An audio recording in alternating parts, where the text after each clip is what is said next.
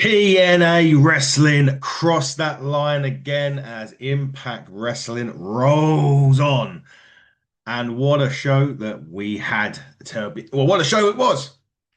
We'll get into it all. Look, I mentioned on the Dynamite review that there was both AEW and TNA are holding events on the same day. Bound for Glory. Sorry, Sacrifice. No, Sacrifice. Slammiversary. Gee, it's early, folks. It's early, folks. Slammiversary and Forbidden Door, both on June 28th. It's caused a bit of uproar. It's caused a bit of, people talking about counter programming and whatnot. But look, it is what it is. I think I've seen it before, but Forbidden Door is normally in June, at the end of June, as is, Slammiversary's kind of had a few times where it's gone from June to July. So look, it is what it is, guys, and just deal with it. TNA will have a lot of people there. AEW have a lot of people there. Winner, us, the fans. Maybe not so much. Us that we can't watch it all at the same time, but we're still there. So there we go. Right. Anyway, enough of that. But just people, just grow up. Right. Watch what you want to watch. Record the other one if you can. Watch the other one the next day. Who cares? Right. Anyway. Nick Nemeth on commentary. Cleveland Zone. We're in Cleveland, of course, for TNA Wrestling, and Nick Nemeth is on commentary. That can only mean one thing. First class. Well, the former first class collide as AJ Francis goes against former first class teammate and the person he kicked out of first class, KC Navarro. This was your typical David versus Goliath encounter in Impact. It was all, AJ was in control. Casey was always fighting from beneath, which I really liked. Really good match between both of these. Very good chemistry. I mean, I keep saying AJ Francis still, is so much better than what so many people make out on social media and everywhere else. He is top. I was going to say he's top dollar, right? But he really is top notch. And this match was fantastic. But I mentioned the aforementioned Nick Nemeth on comms. Well, he came and caused a little bit of a distraction um, in this match, and that distraction um, allowed Casey Navarro to reverse the choke slam to pinfall for the one, the two, the three. Casey Navarro takes home the victory and celebrates with Nick Nemeth as AJ Francis seeps on the outside. Not a happy bunny was our AJ. But if you want, speaking of AJ and speaking of Nick Nemeth, if you go to our playlist and you go to TNA exclusives, they're both in there for an interview. Go and have a look. Harley Hudson's the most recent one. She's in there as well, as is Eddie Edwards. Please take your pick, so to speak. Watch them all. They're only 20 odd minutes long max, so very good. Anyway, EC3, the returning EC3 and Cleveland's own EC3 as well. He should be the hometown man. Cut a promo about his return and his first match back tonight against Eric Young, but he calls his act into three parts. The first act was a TNA run. The second act was him betting on himself and exploring the world, including the run of WWE.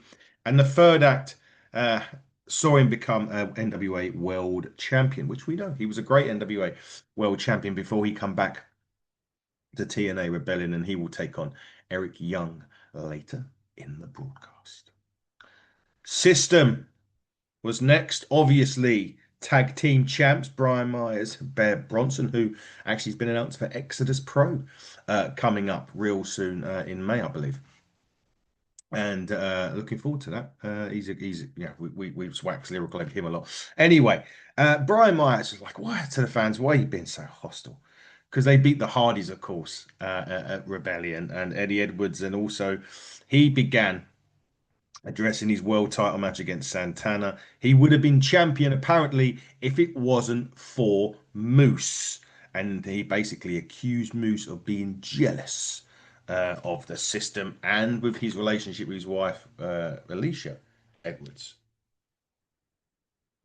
Excuse me. Cup of Joe, as always. You know me, early mornings call for two things: podcasts, coffee. Simple as that. I should have really called it up. I'm sure there's a podcast out there called Podcasts and Coffee or Wrestling and Coffee. Anyway, Alicia then calls out Moose's actions and she admits it was intelligent of Moose to play the footage at Rebellion, which obviously showed that she was aligned with the system all along, but takes credit for Moose being smart because of spending time with her. Mm, maybe, maybe. Who knows? I don't know about that. I don't know about that personally, but I could see where they're going with it. Cedric Alexander says also that Rebellion was meant to be total dominance, but he failed to beat Leon Slater. Now, that's when Moose and Leon Slater appear, a bit like Joe Hendry. They say his name, they say the name, and he appears. And he said he beat Cedric fair and square, but Cedric's moaning and complaining.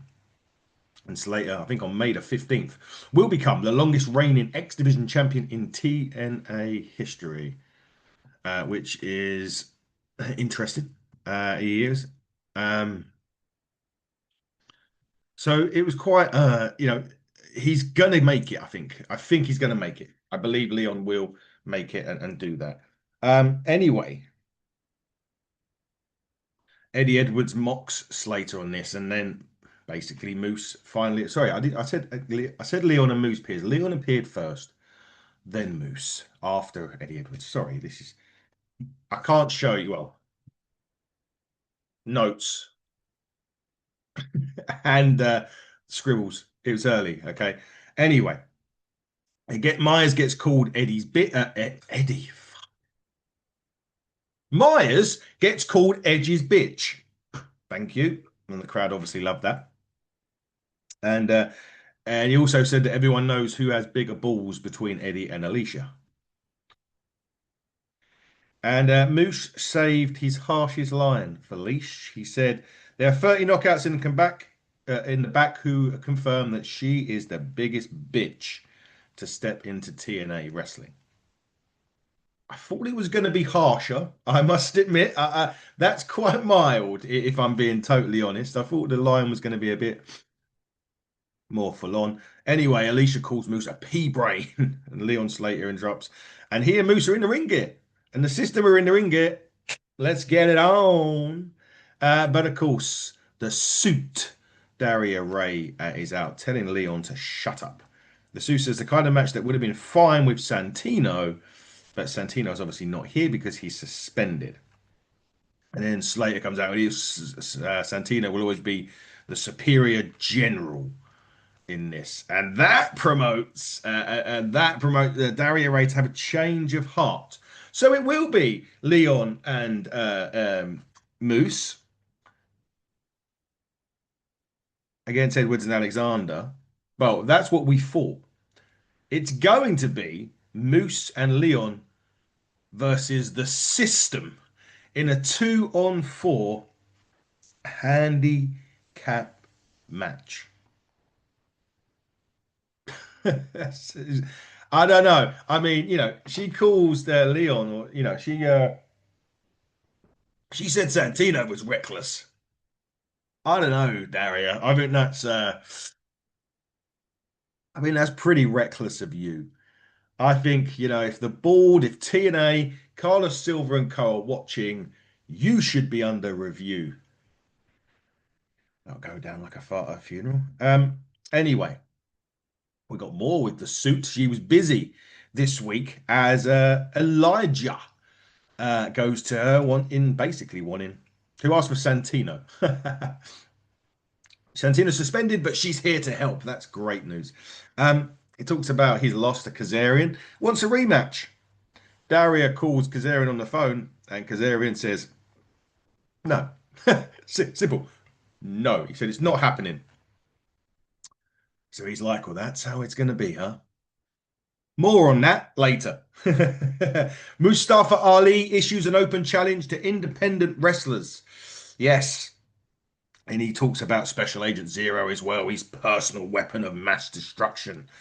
And Tasha Steele's on his right shoulder.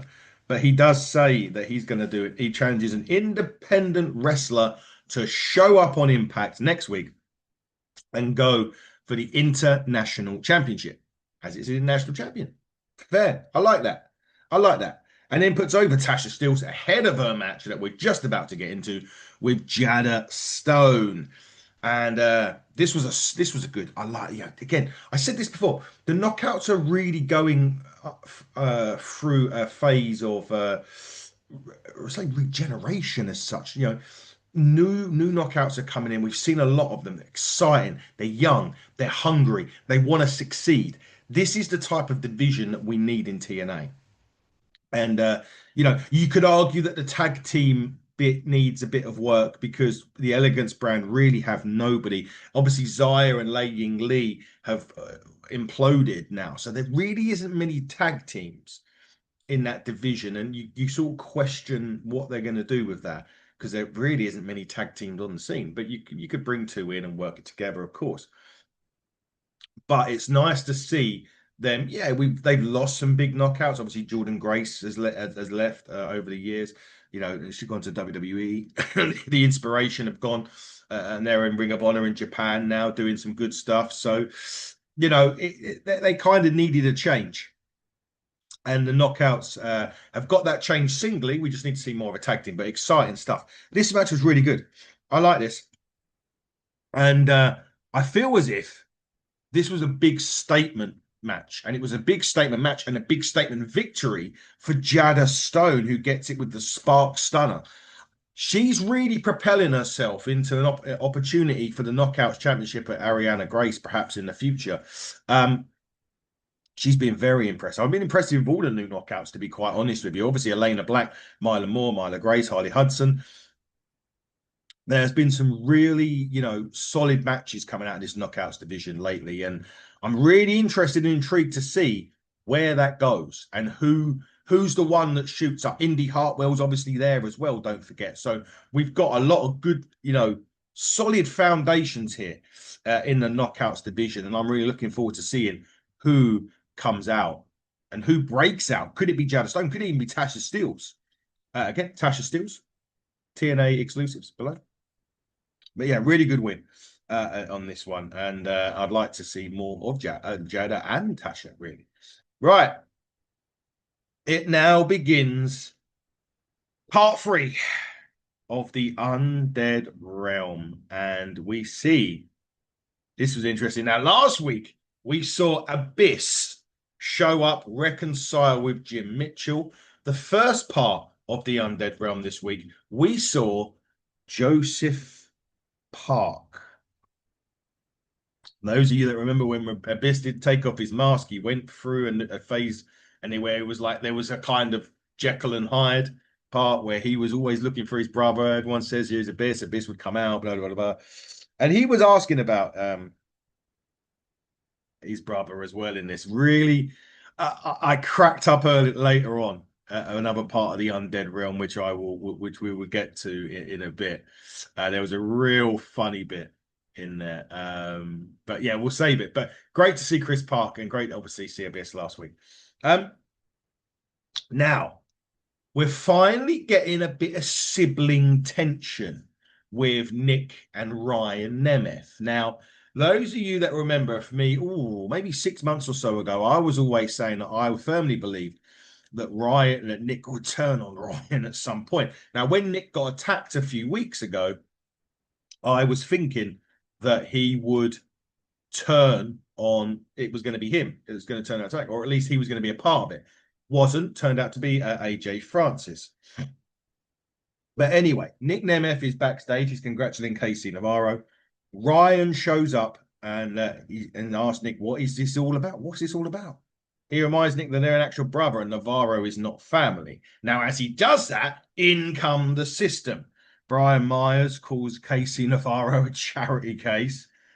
Bear Bronson gets in the face of Nick Nemeth and doesn't like Nemeth's tone. He says, look, he's not hard to find. And the system at that point leaves. And then Ryan says he's going to call their mother. Jesus.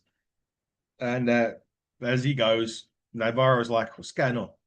And then Nick's like, the whole place is crazy. Anyway, let's get in. Mike Santana. He does put over Eddie Edwards in the ring, he said, but he still beat him. And he introduces his next opponent. And that opponent was Rich Swann, which is really interesting. Swann cut a good little promo saying that, if this match is made official, he'll deliver the match to remember for years to come. Santana then says, and he probably isn't doing himself any favors here, the god awful evil woman, Daria Ray, and tells her to make the match official next week. Probably not the wisest thing to call Daria Ray, Mike, to be quite honest, but fair is fair. And I will, good luck. There was a vignette afterwards from Lei Ying Li. He's talking about like a journey from China to America, which was good. To pursue the professional wrestling dream.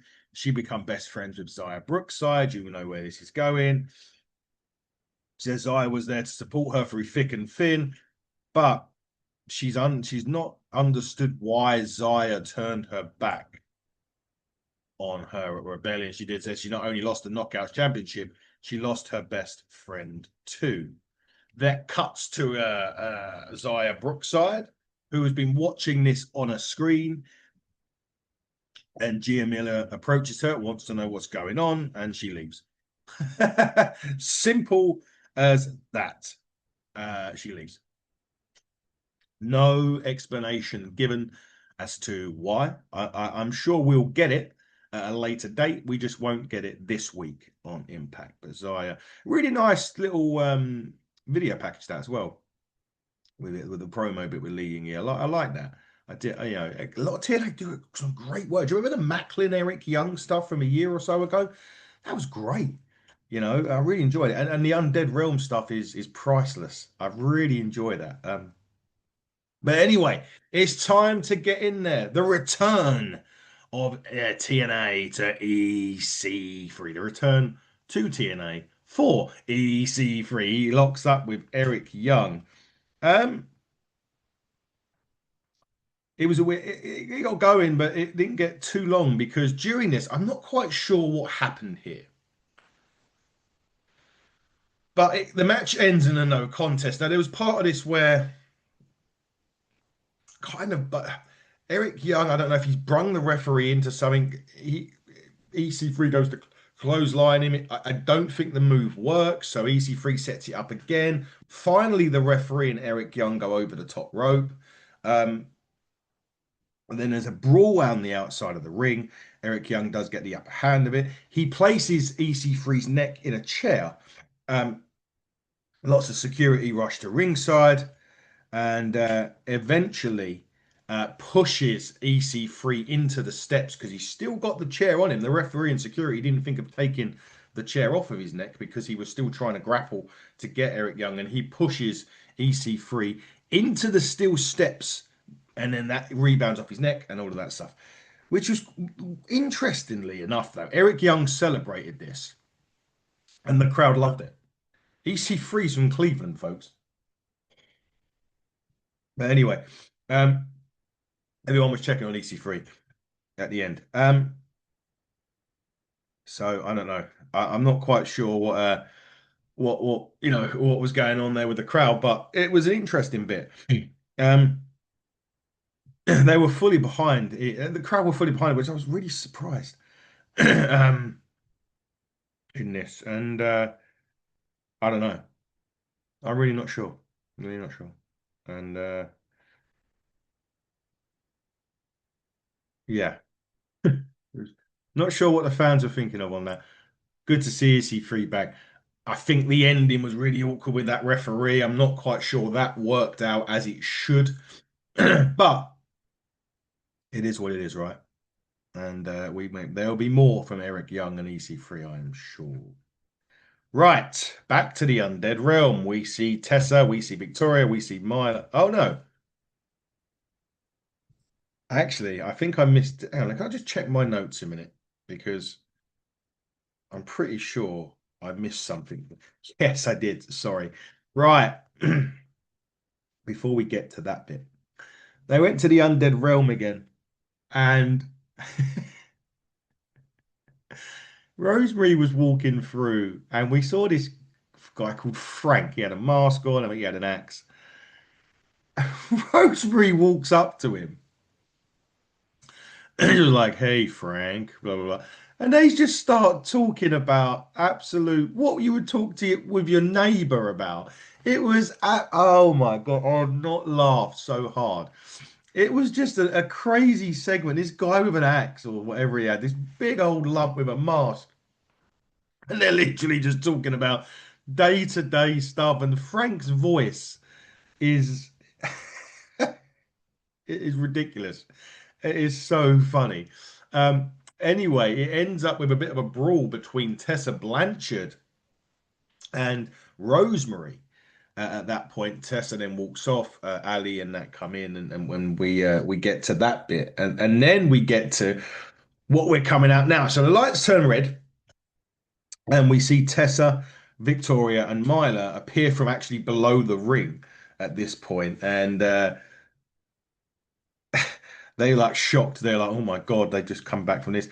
And then Rosemary and Myra Sade appear and engage in a brawl.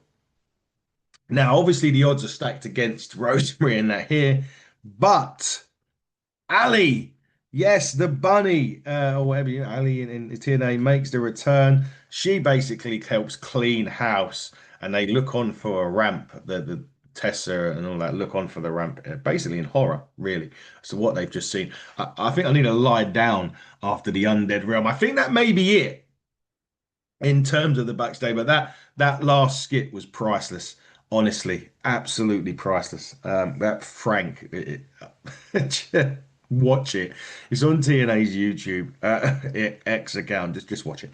Anyway, from that to the brokenness. Yes, the broken Hardys, or at least broken Matt, is back. He says that Vincent and Dutcher finally calls them to snap, and he teased a cinematic match, basically saying that Broken Season is almost here. Well, if you watched The Righteous's interview with us in that section below, you will see that's what they wanted. They wanted the first ever cinematic match on AMC. It looks as though they're going to get it. And if you've watched that interview, you would know already. And then Jeff walks into the frame at the end, does the two finger that the Righteous do, boom, and that's it. Right, main event time. And of course, it's 2 versus 4. It is, of course, Moose. It is Leon Slater, and they are against all 4 members of the system. It was always going to be a numbers game, this one. Obviously, 4 versus 2. And I mean, Slater, the dive on the outside he does here was absolutely incredible. Listen, you can wax lyrical about Leon Slater. I do on a weekly wax lyrical about Leon. He is unbelievable. I like Austin Aries as well. Obviously, he's the longest reigning X Division champion currently. I'd like to think Leon will overtake that next month. I'm hoping that's where they're going with it. We won't know, obviously, until May, but I hope that he does. But like I said, it was always going to be a numbers game in this, and it was the aforementioned numbers that eventually crept up on Moose and Leon Slater. But the interesting bit here was, I believe, sorry, not the interesting bit, but the system did pick up the victory, the lumbar check from Alexandra, I believe, to Leon Slater. Gets the job done, so he's technically pinned Leon Slater for already. So that's an interesting one. It looks like Cedric Alexander is going to be kind of, again, their match is going to happen perhaps for the X Division Championship. That may be the one Leon needs to win to break the streak, longest reigning streak. So, but a really, really good main event, really strong main event, which TNA have delivered consistently, really, on Impact, especially since the move to AMC. Overall, though, I thought it was a mixed bag this week. Like, I thought there were some standouts. matches. Obviously, the main event was incredible, and the opener, AJ Francis and KC KC Navarro, outstanding. Um, some really strong in ring, in ring action in there. The crowd were engaged with it. I think Casey, this was a real big standout moment for him. And looking at X Division wrestlers there, Casey Navarro is right up there with it. I, in terms of the bad thing, I have to say, I felt that EC3 and Eric Young didn't quite work in there. I don't know what happened with the referee bit. I think it would what might have been better, excuse me, is instead of them going straight into a match, because obviously ACV come back on Saturday, Sunday, whatever it was. And then he attacked Eric Young, he closed on him over the top rope. Why didn't we get maybe some promos leading up to maybe a match next week or the week after on Impact? Just maybe have a few more attacks, maybe do something else. Get it there because I just feel like this may have felt a bit rushed. It was two wily old veterans, right, of TNA, of wrestling, even not just TNA. But it has the components to be compelling, and we haven't got there yet. And this match may have kind of. Well, I always say things about wrestlers when they lose that the value of the value of them becoming winners and champions go down. The stock level drops. I feel as if the stock level's dropping in this already, and I don't like that because I like Eric and I like EC3, but I'm not sure in what in that match or that feud now. Maybe not as strong as I was a couple of weeks ago, or at least a week ago when EC3 come back. However, it was great to see Joseph Park in the Undead Realm. That was a again welcome surprise. But it looks like that's now culminated. We're now looking to probably building towards a 6 knockouts match between the Undead Realm and Tessa Blanchard's crew, which is really good. Great that we're going to get the Broken Hardys back as well. It's probably broken season, right? And I'm really looking forward to that. And again, the main event was outstanding. All 6 of them absolutely tore the house down. So really, really good TNA wrestling. TNA have announced the rest of their year, by the way. That come out as well. They had a series of numbers that was flashing up on Twitter, X, and all their accounts. It turned out to be the rest of 2026. Lots of exciting stuff. Still 2 bits of still 2 locations to be confirmed. Not that I'm hoping for anything magical TNA, but there's a place. It's called England. Anyway, and also the return to TNA of Lockdown. Yes, they are bringing back the Lockdown cage Sunday, August the 23rd from Chi-Town in Chicago. I think tickets may already be on sale. If they're not, they're going on sale via Ticketmaster. The Credit Union Arena for Lockdown. Everything's inside that Lockdown cage. Get over there, get there if you can. And of course, watch TNA every week on AMC, AMC Plus in America on Sports Center 360 in Canada, and over here in the good old UK and internationally. TNA Plus, $9.99 a month gives you Z-Lot. Right. I'm going to go and take a breather. I'll be back a bit later on because for the first time in probably about a year, I'm doing Collision.